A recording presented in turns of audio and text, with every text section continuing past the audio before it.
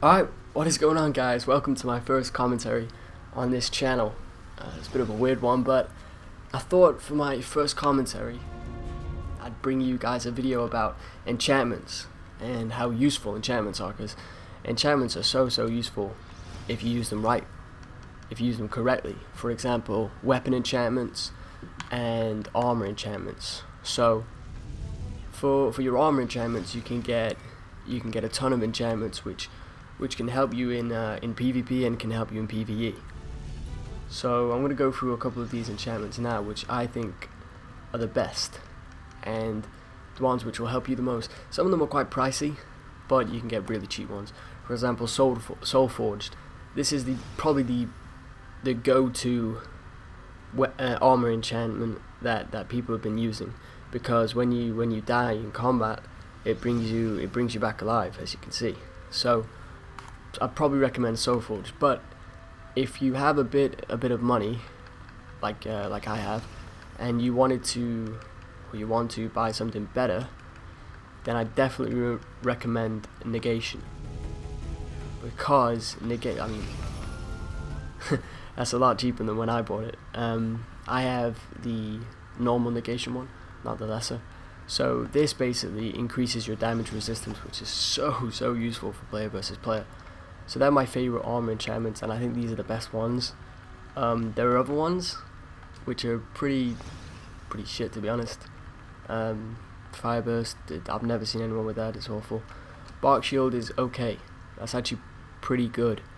You do damage and you heal yourself.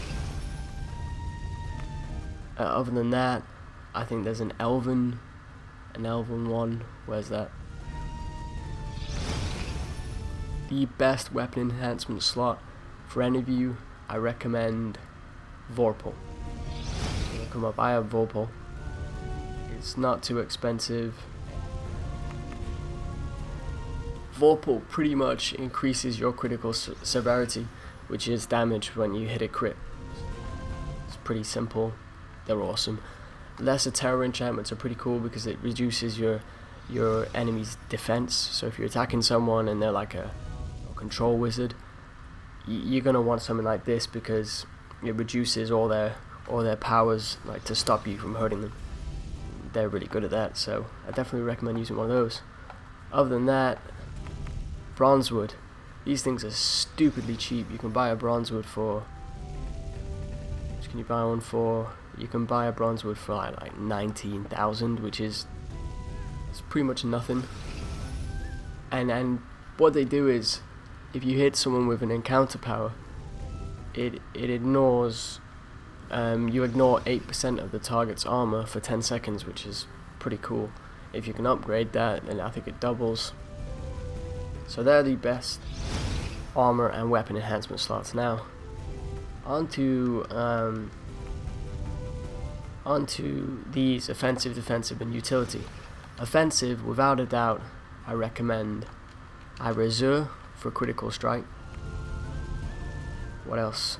Dark. Let me see, Dark here for armor penetration. And where's the other one? Here, Radiant for power.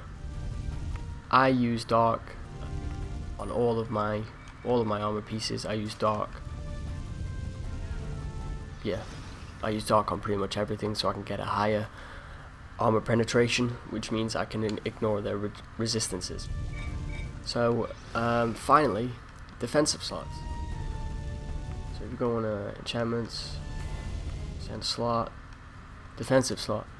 These I recommend, again, Azure, and just Azure. It's probably the only one I recommend for defense. It's so useful having more defense because it reduces the damage they do to you. No, yeah. What am I on about? Finally, utility slots. I literally only recommend, these used to be awesome because of movement, which makes you run quicker, but they nerfed that, which is pretty shit. Lesser Dragon's Horde, which is really useful, however they are very expensive. This one will probably cost, ridiculous.